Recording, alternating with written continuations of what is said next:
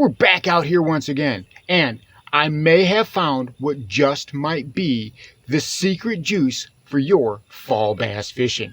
And best of all, you can make it right at home for less than a couple of dollars. What is it? Well, stick around. We're going to talk all about it. We got him. That's a good one. That's a good one. Yeah, I'm recording. Stay down, it's coming up. Oh, that's a giant, hon. That's a big one. Oh, that's a big one.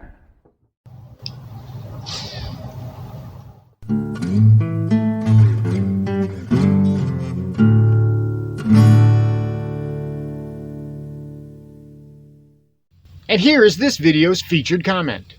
Congratulations! If you would like to have a chance to have your comment featured in an upcoming video, all you've got to do is leave a comment. And now, on with the video. Welcome back to Lowbrow Fishing. And as we move through the month of September, that fall transition really starts to pick up some steam.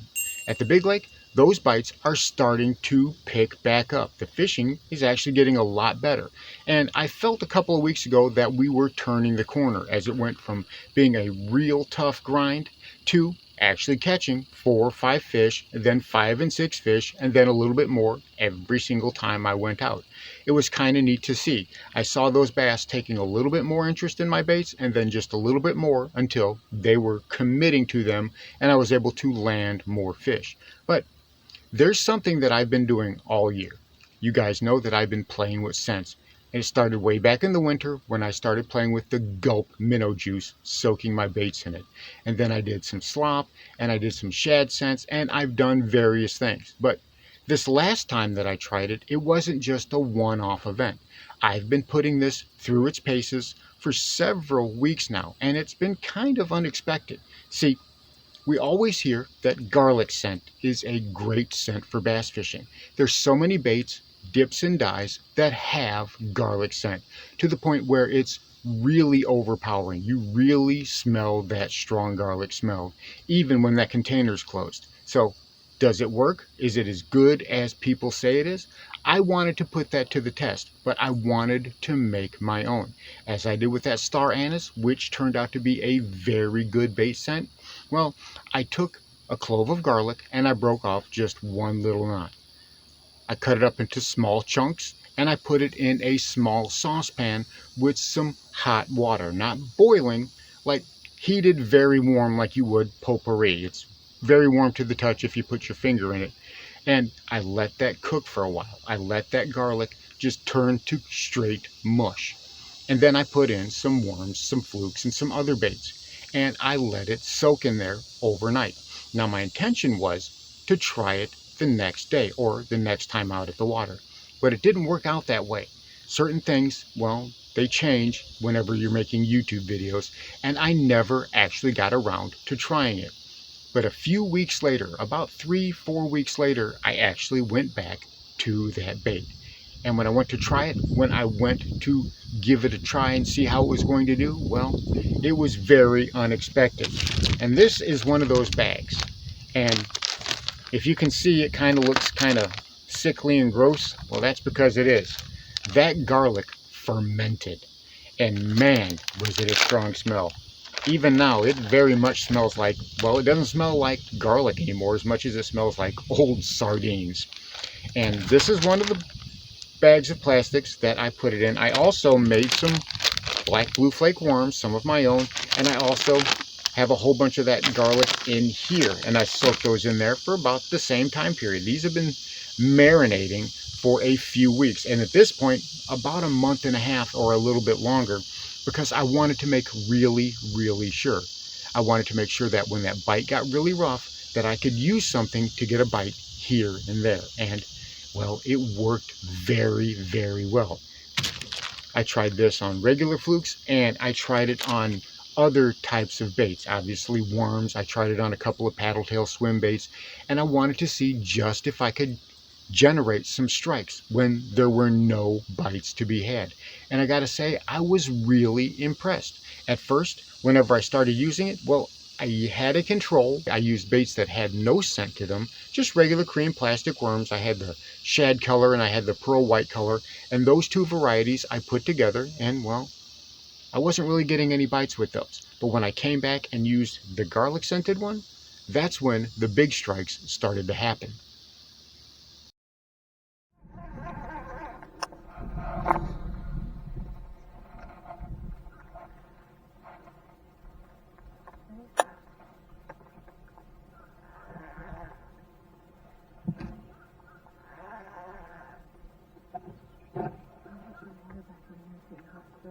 Yeah.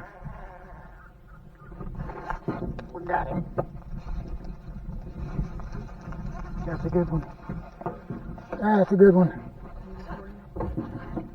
Yeah, I'm recording. Stay down, it's coming up. Oh, that's a giant, hon. That's a big one. Oh, that's a big one. This is a good sized one. Don't you go up under that boat.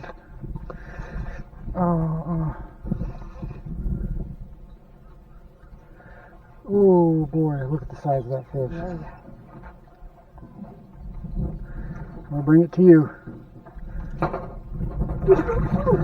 I'm trying to, but he don't want to be caught. Ugh. He slung my worm, but You're a dime a dozen. well, that was. Whew. Belly's up. This has got to be another 4. That's got to be another 4. Yeah, it's got a good belly. They've definitely been feeding good. So was it a coincidence? Was it just for the sake of something different? Because as I was reeling that bait back to the boat, I could see fish coming up and pecking at it. And not just bass, but I was seeing panfish, and I even saw a couple crappie. They were definitely interested in the smell, the aroma of that bait. It got their attention. Now, at first, they weren't necessarily committing to it, and I don't know if that had to be because of the situation, the water conditions, or just that it wasn't necessarily what those bass were chasing at the time, but it certainly drew their interest. So I stuck with it.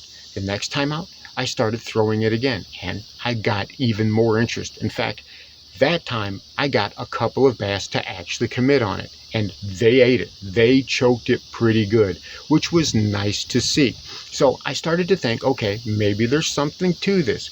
Maybe that fermented garlic smell, it smells like sardines. I mean, like old sardines, like when your grandpa used to roll back that tin and that aroma would fill the air and your grandmother would look at him like, oh, don't you eat those nasty things in my house? That sort of smell. It's very prevalent. And the thing that I noticed about that is I could fish that same bait for, I don't know, a half hour, 45 minutes to an hour, and it still stunk. It had the worst aroma. I mean, these things will just about gag you. They are super nasty. They're probably the most, I guess, the grossest thing that I've done so far this year. I didn't think about that garlic fermenting on me, and I don't know if it's rotten. It doesn't act like it's rotten. It just acts like it's fermented, maybe sour just a little bit.